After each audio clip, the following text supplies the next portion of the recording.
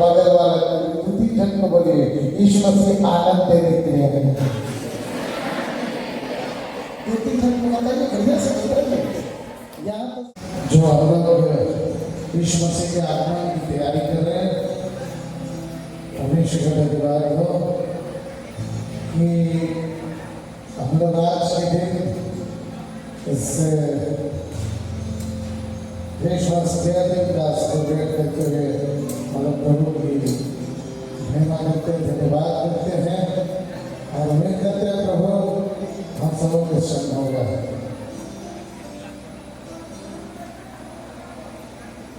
Happy birthday Jesus करके गाना गाया जाता है।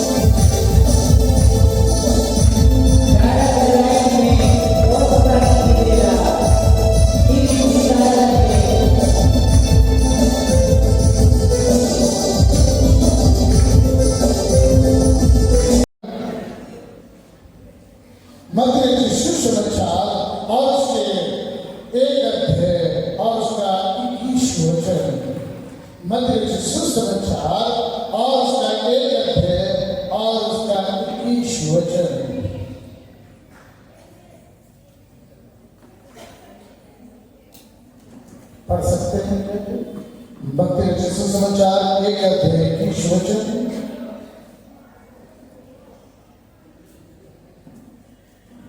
वह पुत्र जनेगी और तुम उसका नाम यीशु रखना, क्योंकि वह अपने लोगों का उनके पापों से उद्धार करेगा।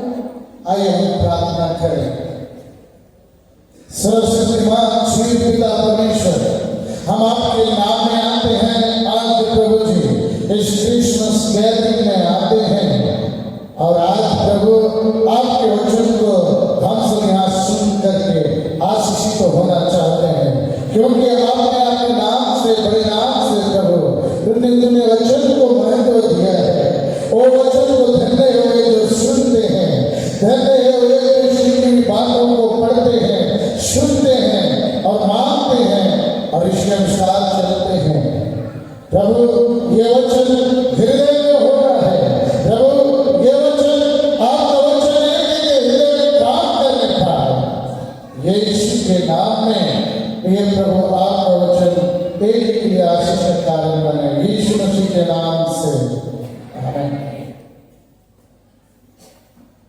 ये यीशु मसीह का जन्म के बारे में मत्ती सुसमाचार 1 अध्याय और उसका 18 वचन से ही आपको ये वर्णन मिलेगा कि यीशु का जन्म कैसे हुआ।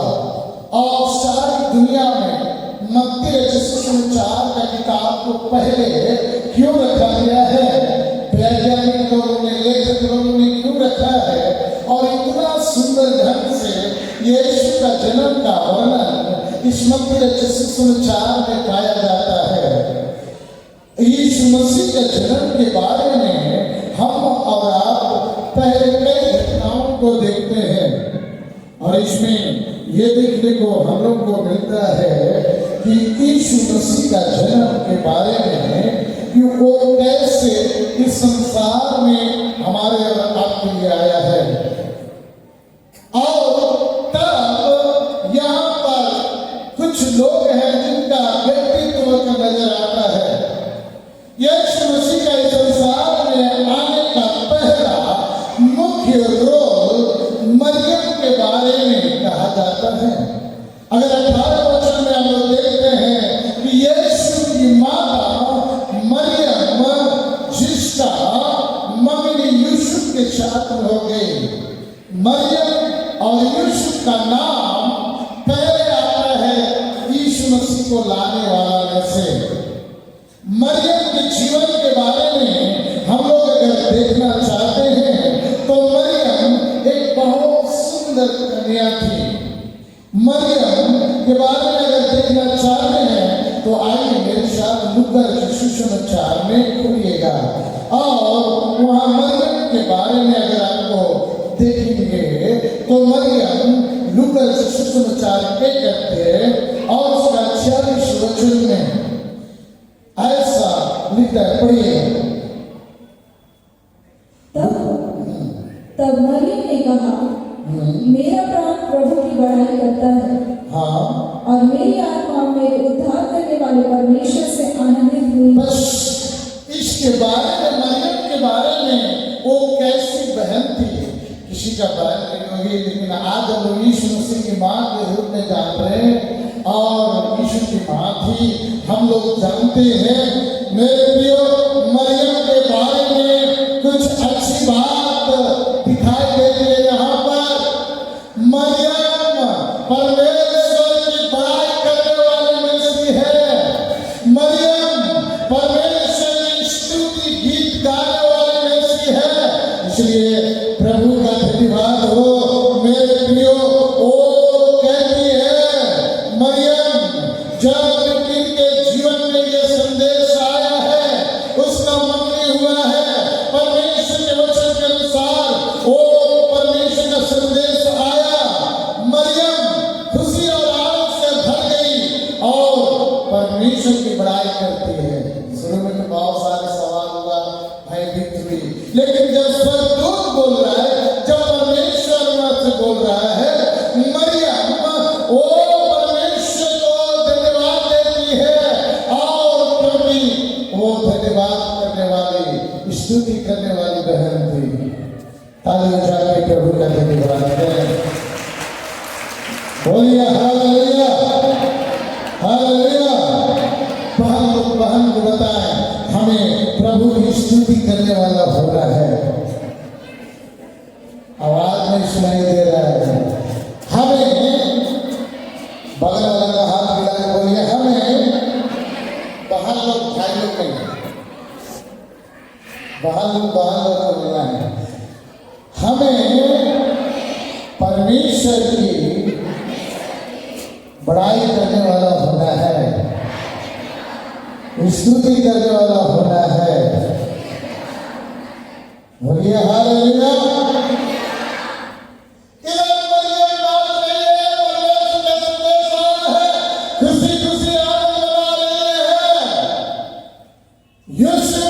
उधर डर रहा है, अरे क्या हो गया, बाप रे बाप, ऐसा संदेश आ करके यूसुफ घबरा जाता है, और यूसुफ अपने जीवन में सोचता है कि अब मैं क्या करूं। मेरे प्रियो, परमेश्वर का अनुग्रह सचमुच में यूसुफ के जीवन में भी आता है। और यीशु मसीह के जन्म के बारे में, यूसुफ के बारे में भी हम लोग थोड़ा यीशु के जन्म के बारे में हम लोग देखते हैं। और ये कैसा व्यक्तित्व का था।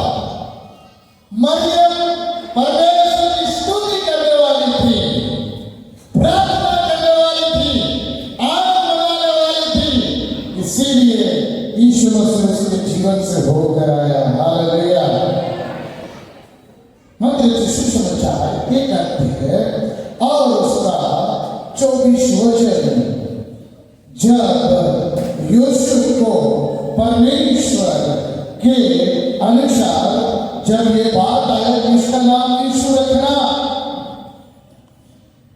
लेकिन ये बात यूसुफ जब नींद से जागकर प्रभु के दूत के द्वारा आज्ञा अनुसार अपनी पत्नी को अपनी यहाँ ले आया, और जब तक वह पुत्र ना जाने तब तक वह उसके पास ना गया, और उसने उसका नाम यीशु रखा। ये भी बहुत गजब का है।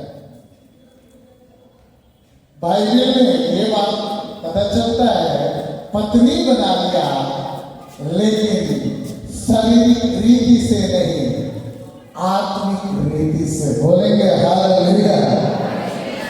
बाइबल बताता है उसके पास में नहीं गया, कोई शरीर के अभिलाषा को उसने पूरा नहीं किया। यूसुफ पवित्र जीवन जीने वाला व्यक्ति था, नौजवान था। बोलिए हालेलुया, हालेलुया।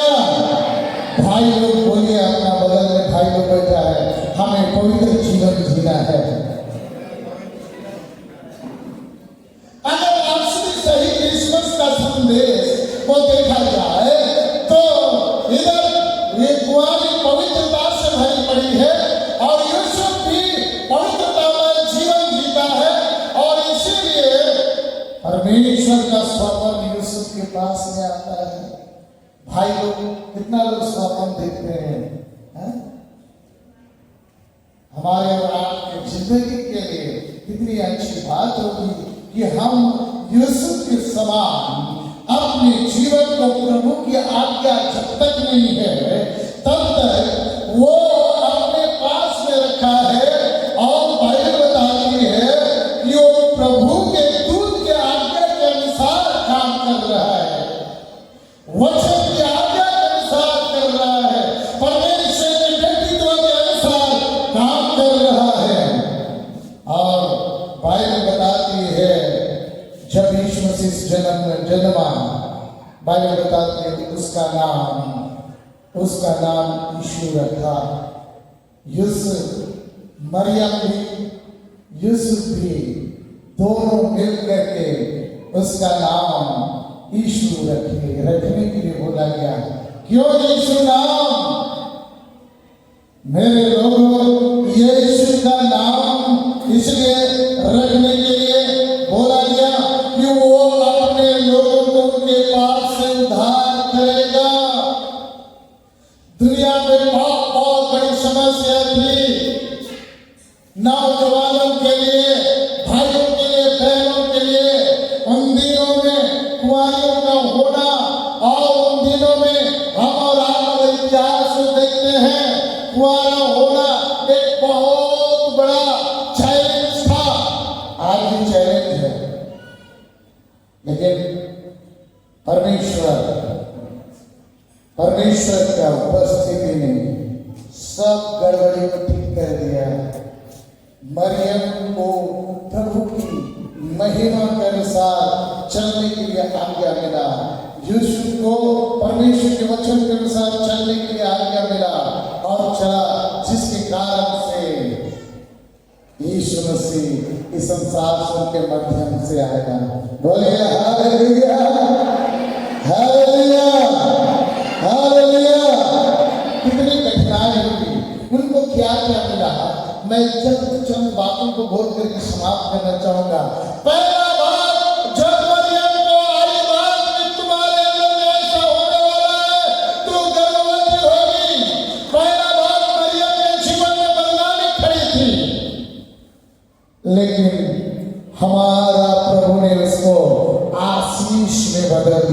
ताली बजा के प्रभु का धन्यवाद। दूसरा कि वो जगत पाई नहीं, यूसुफ बोलता है ना बाबा ना, इससे अच्छा है मुझे कुछ नहीं करना है, पत्नी नहीं बनाना है। लेकिन परमेश्वर का धन्यवाद हो, वो निर्णय ले पाता है ये परमेश्वर की तरफ से है, और इसलिए उसके लिए एक परिणाम था। इनको अच्छा लड़की नहीं मिलता, उसको पत्नी बना लिया है। ये पहले से शायद ये बचलन थी। बहुत सारी बातें उन दिनों का समाज ऐसा समाज था, खासतौर से यहूदियों के बीच में, और खासतौर से उन दिनों में ऐसा था कि वो पत्रवाह करने के लायक थे। लेकिन प्रभु का धन्यवाद हो, हमारा प्रभु सारे बदनामियों को ओ महिमा में बदल देता है। ताली बजा के प्रभु का धन्यवाद बोलिए, हालेलुया हालेलुया। और यही कारण है जब वो लोग नाम लिखवाने गए, नाम जब लिखाया जा रहा है, वहां पर भी नाम बताते हुए तेरा पुत्र नहीं मिला। प्रभु का धन्यवाद हो, जो सब मरिया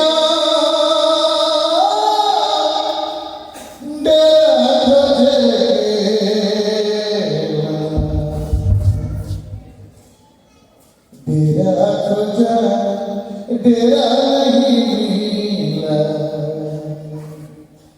बसा खोजा बसा नहीं मिला,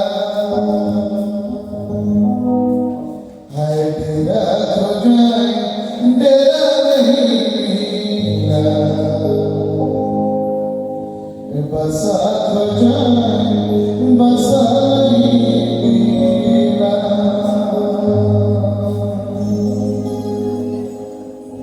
दूरा दूरा हमारा जगह नहीं पाया, अरे तेरा तुझा तेरा नहीं मिला, बसा तुझा बसा नहीं मिला।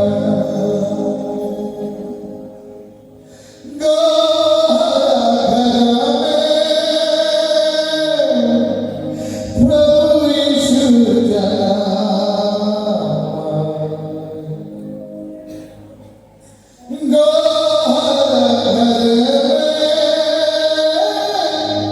प्रभु यीशु जना, तेरा तुझा तेरा नहीं मिला, बसा तुझा बसा नहीं मिला। सच्चे तेरा तुझा तेरा नहीं मिला, बसा तुझा बसा नहीं मिला।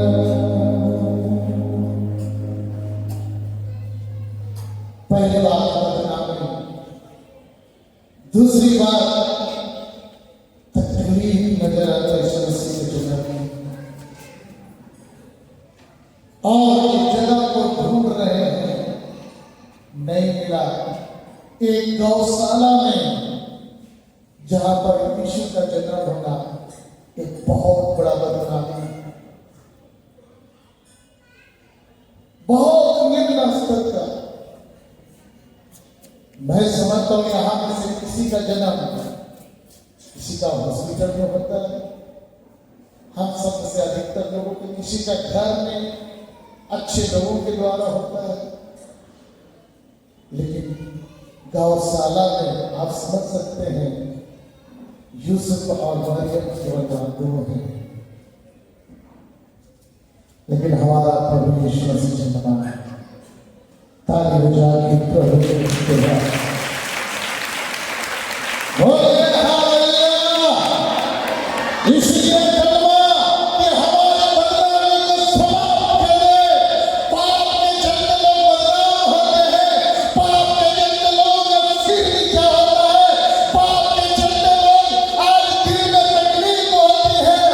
उसी पाप से बचाने के लिए, अपने लोगों को पाप से छुड़ाने के लिए उसका नाम यीशु रखा। और मेरे प्रिय भाई बहनों, यीशु मसीह इस दुनिया में आ गया और इसलिए आपके पाप को, आपके बदलाने को, आपकी समस्या को उठाने का सामर्थ्य रखता है। प्रभु का धन्यवाद। हालेलुया। अंत में जब यीशु मसीह पापों से उद्धार करने के लिए आया, हमारे लिए यही आनंद का सुसमाचार है। कौन सा सुसमाचार? जब जन्म लेने के बाद में यहाँ लिखा है, तब स्वर्गदूतों ने उनसे कहा, अब डरने की जरूरत नहीं, मत डरो, जगत में खबर जा रहा है। अरे गौशाला में जन्मा है तो क्या हुआ? वही उद्धार करता है। ताली बजा के प्रभु का धन्यवाद। हालेलुया।